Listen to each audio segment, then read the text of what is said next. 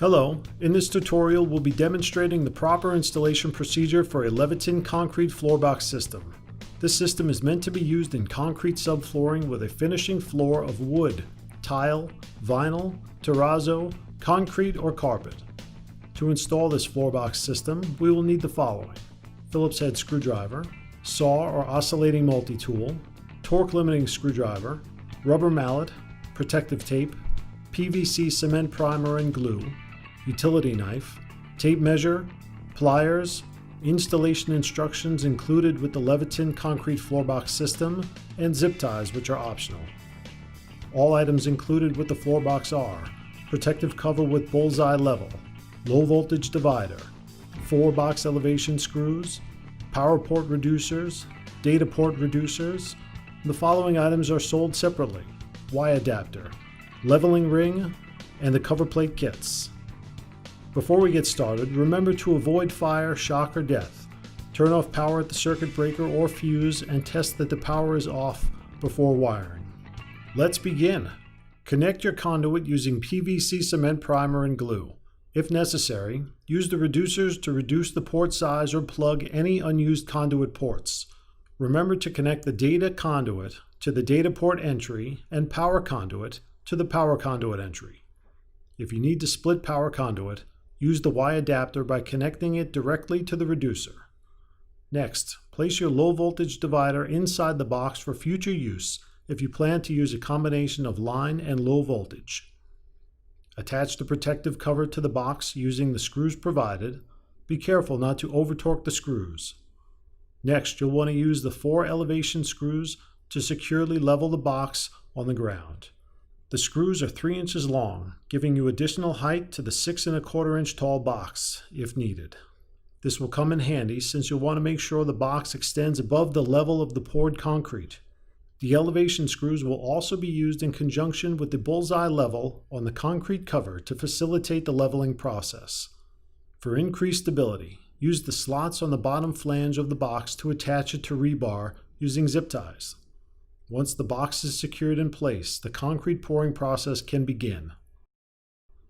After the concrete has cured, flooring can be installed.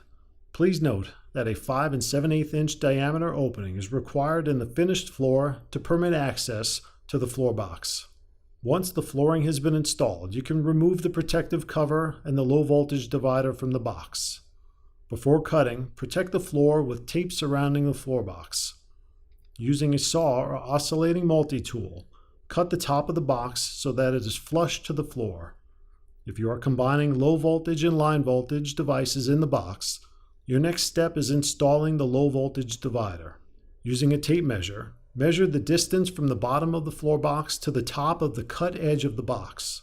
Then score and snap the divider with a utility knife to the appropriate height, referencing the table given in step 4 of the instruction sheet.